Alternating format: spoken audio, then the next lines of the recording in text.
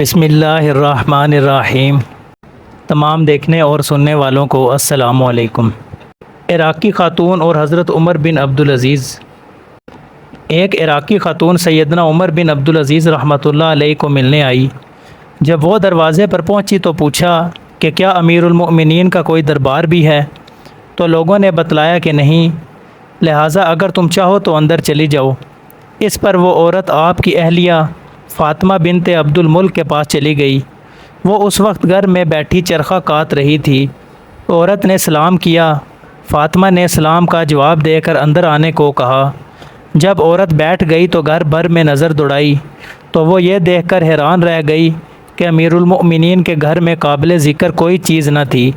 پھر بولی، میں تو اس لیے آئی تھی کہ شاید یہاں سے کچھ مل جائے جس سے میں اپنے گھر کی حالت سدھار لوں، مگر یہ گھر تو میرے گھر سے بھی خستہ حال ہے۔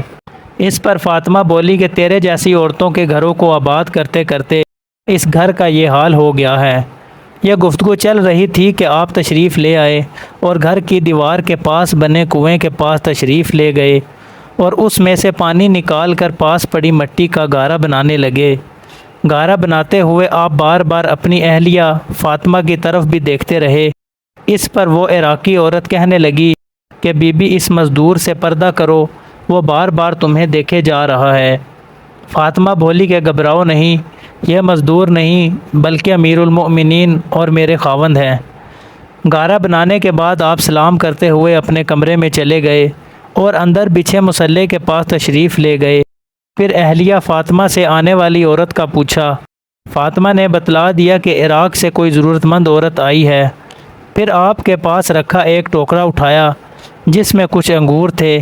آپ اس میں سے انگور کے اچھے اچھے دانے چن کر فاطمہ کو دیتے رہے۔ پھر اس عراقی عورت کی طرف متوجہ ہو کر فرمایا کہ بی بی بتلاؤ تمہاری کیا حاجت ہے؟ وہ بولی، عراق سے آئی ہوں، 5 بیٹیاں گھر میں بیٹھی ہیں، شریف زادیاں ہیں اور کوئی ان کا سرپرست نہیں۔ آپ کے پاس فریاد لے کر آئی ہوں کہ ان پر کوئی نظر شفقت کیجیے۔ یہ سن کر آپ رونے لگے۔ پھر آپ نے کاغذ قلم لیا اور والی عراق کو خط لکھنے لگے۔ چنانچہ پوچھا کہ سب سے بڑی بیٹی کا نام بتلاؤ۔ اس نے نام بتایا تو آپ نے اس کے نام کا ایک وظیفہ لکھ دیا۔ عورت نے خدا کا شکر ادا کیا۔ اس طرح دوسری اور تیسری بیٹی کی دفعہ بھی ہوا۔ آپ نام پوچھتے، وہ نام بتلاتی تو آپ اس کا وظیفہ لکھ دیتے، جس پر وہ عورت رب کا شکر بجا لاتی۔ جب آپ نے چوتھی بیٹی کا نام پوچھنے کے بعد اس کا وظیفہ لکھا تو وہ عورت فرط مسرت سے گھبرا کر آپ کو دعا دینے لگی۔ اس پر آپ نے قلم اٹھا لیا اور فرمایا، ہم ان لڑکیوں کے لیے وظیفہ مقرر کرتے رہے کیونکہ تم اس ذات کی حمد کرتی رہی جو حمد کی اہل ہے۔ اب جب کہ تم نے اس ذات کی بجائے میری حمد بیان کرنی شروع کر دی ہے تو ہم تمہاری 5ویں بیٹی کے لیے کوئی وظیفہ مقرر نہ کریں گے۔ اس لیے تم اپنی ان 4 بیٹیوں سے کہو کہ وہ اپنے اپنے وظیفہ میں سے اس کو بھی کچھ دے دیا کریں۔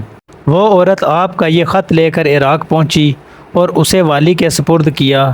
والی وہ خط لے کر زارو قطار رونے لگا اور بولا، خدا اس خط لکھنے والے پر رحم کرے۔